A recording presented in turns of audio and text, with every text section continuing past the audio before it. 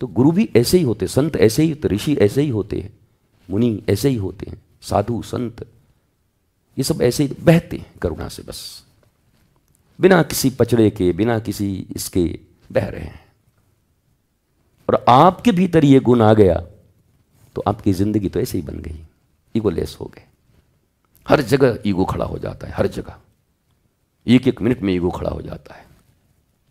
अभी आप सब यहाँ इतने लोग बैठे हो, इसमें से 2 लोगों को बुला के अंदर मिल लूँ, 5 लोगों को, अब बाद में आपको पता चल जाए कि ये लोग बहुत बड़े लोग थे, तो बाहर वाले क्या कहेंगे, यहाँ भी धंधा ही चल रहा है।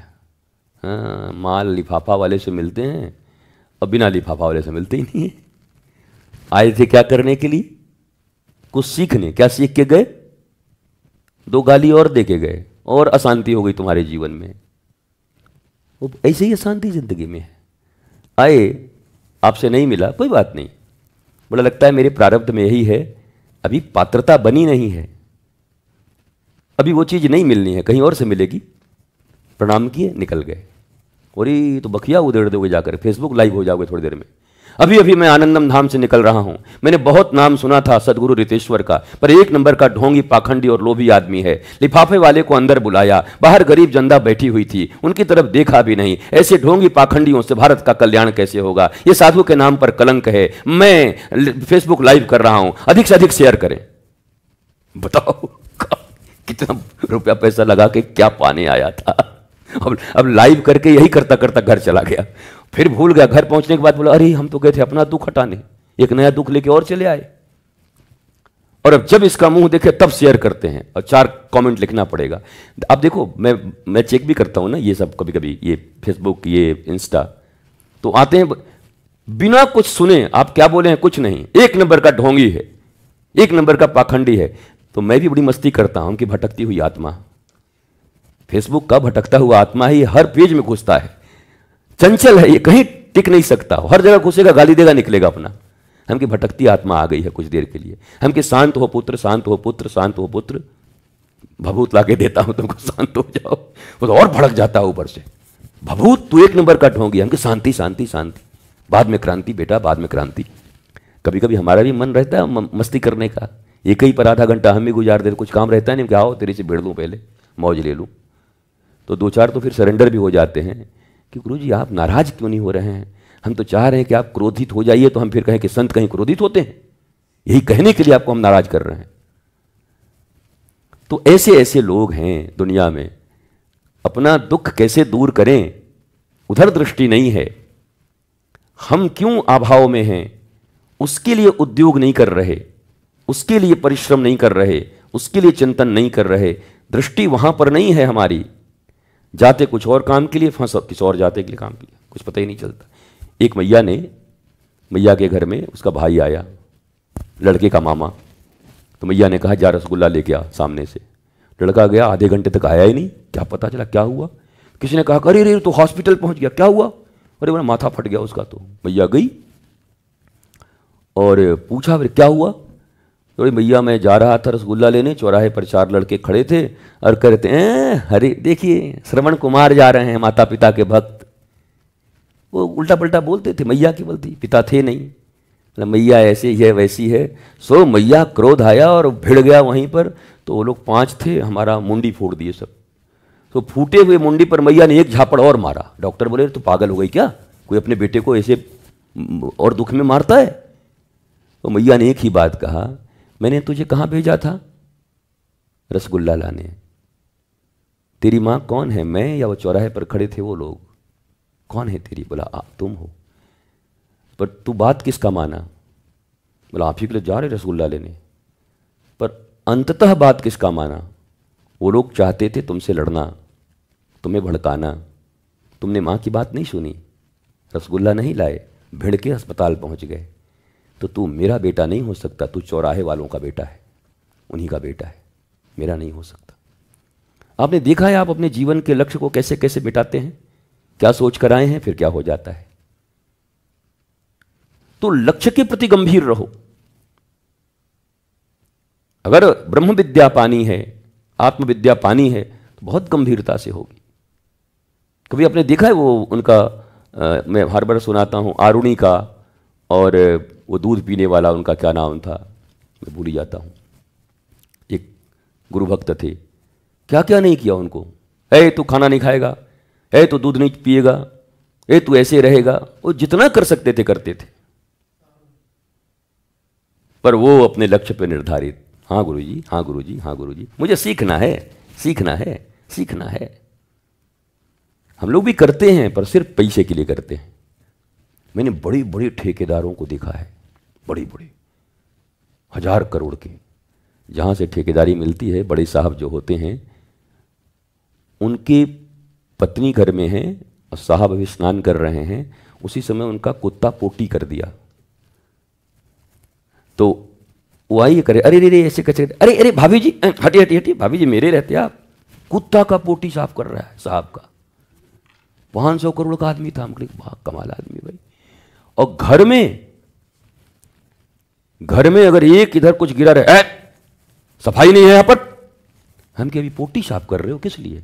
लक्ष्य है, इसका सिग्नेचर हुआ तो 1000 करोड़ का ठेकेदारी और मिला। देखो लक्ष्य के प्रति कितना गंभीर है। कुत्ते की पोटी, अरे हंसते हुए, भाभी जी बड़ा प्यारा है तो आपका मिट्ठू है, कुत्ता तुमको इतना प्यारा लग रहा है, अपना बच्चा का पोटी नहीं साफ करता, नाराज हो जाता है। तो लक्ष्य के प्रति गंभीर है, जो पाना है, न मान न अपमान, वो मुझे पाना ही है, इतनी गंभीरता। पर क्या ज्ञान प्राप्ति में, आत्मज्ञान प्राप्त करने में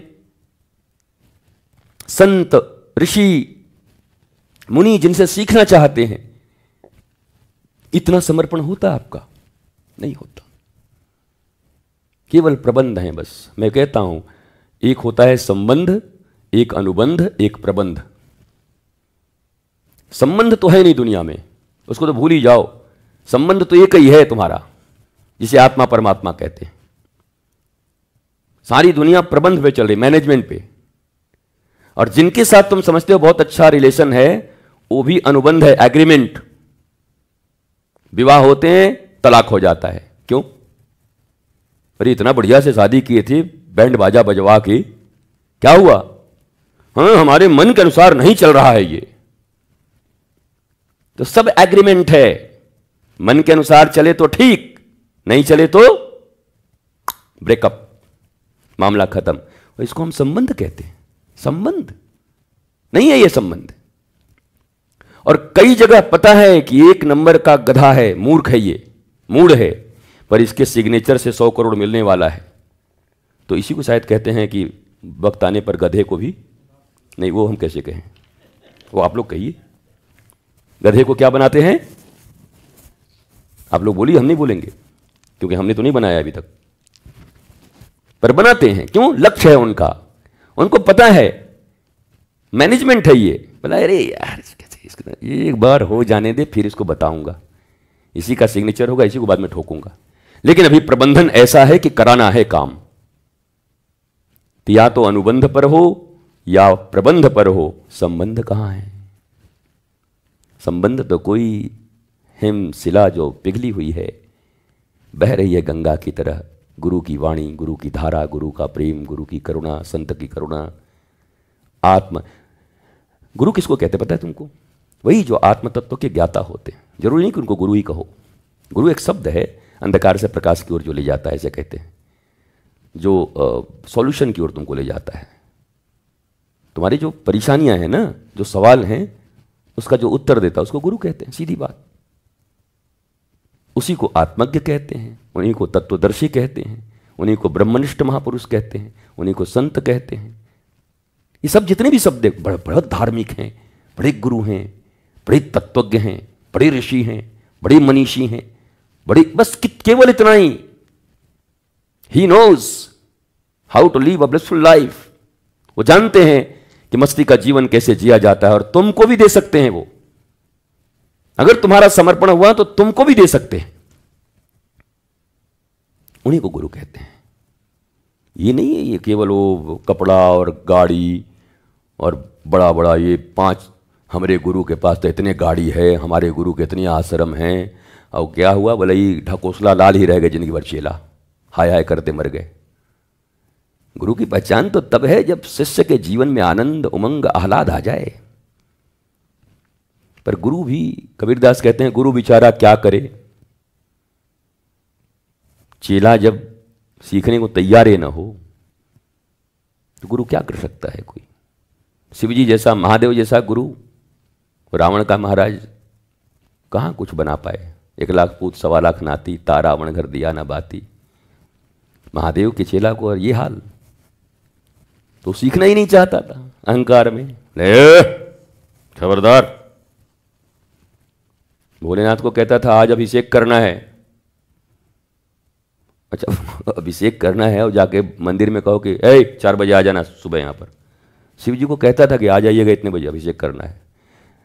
पार्वती जी बोलते हैं महाराज सबको यहाँ के अभिषेक करता है, आप जाते कहाँ पर हो। अरे बोला कौन झगड़ा करे भाई इससे, तहस नहस करेगा, जाके अभिषेक लेके आ जाते हैं। ब्रह्मा जी को वेद सीखना है, वेद की ऋचाएं सुबह 4 बजे आएंगे।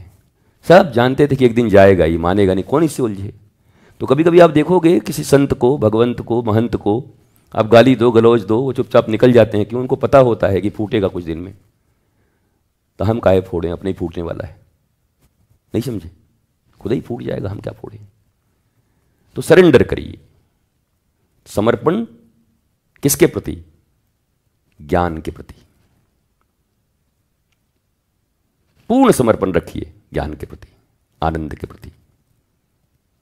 इसी को अध्यात्म है, इसी को सीख रहे। अध्यात्म, अध्ययन धन आत्मा, आत्मा की पढ़ाई चल रही है, सीख रहे हैं भी आत्मा की पढ़ाई, अध्यात्म।